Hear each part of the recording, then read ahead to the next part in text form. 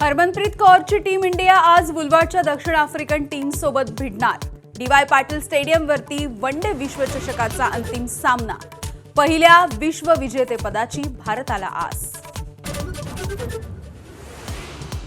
विश्वचषक जिंकल्यास भारतीय महिला संघाला बीसीसीआय 125 कोटींचं पारितोषिक देण्याची शक्यता।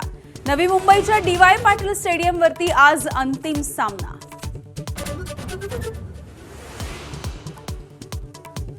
महाराष्ट्र ऑलिम्पिक असोसिएशनच्या निवडणुकीमध्ये सामोपचारानं तोडगा। अध्यक्षपदासह अजित पवार गटाला 10 जागा मिळण्याची शक्यता, तर मुरलीधर मोहोळ यांना वरिष्ठ उपाध्यक्षपदासह 11 जागांचा अंदाज।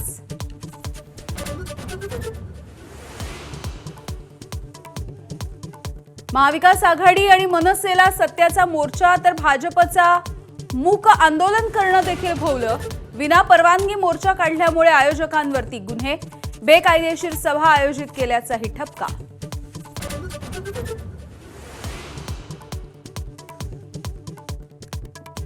ज्यांची नोट चोरी बंद झाली तेच वोट चोरी म्हणतायत। सत्याच्या मोर्चावरून मुख्यमंत्री फडणवीसांची बोचरी टीका। मतदार यादीमध्ये अडचणी आहेत हे आम्ही देखील मान्य केल्याचं फडणवीसांकडून स्पष्ट।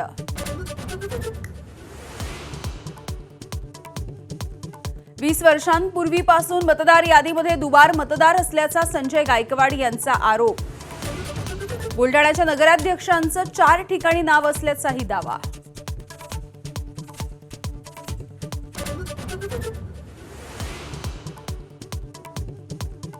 पुढील आठवड्यात नगरपालिकांच्या निवडणुकांची घोषणा होण्याची शक्यता। 246 नगरपालिका आणि 42 नगरपंचायतींसाठी मतदान, तर दुसऱ्या टप्प्यात जिल्हा परिषद पंचायत समितीचं इलेक्शन।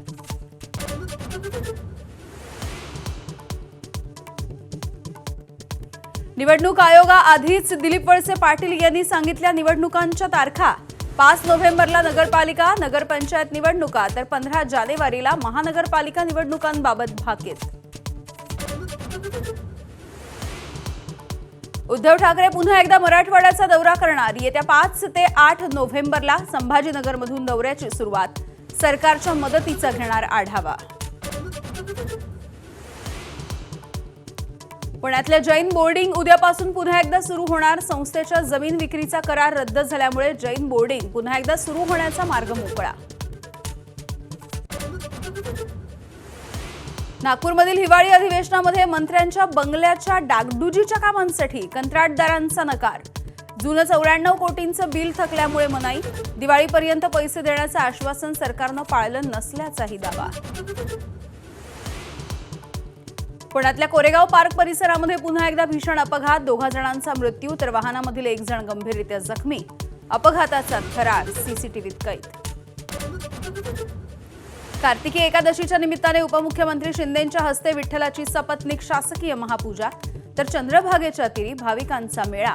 पवित्र स्नानासाठी मोठी गर्दी।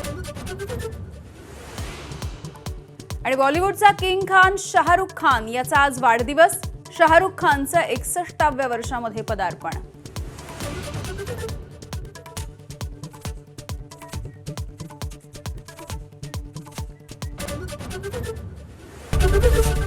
एबीपी माझा, उघडा डोळे बघा नीट।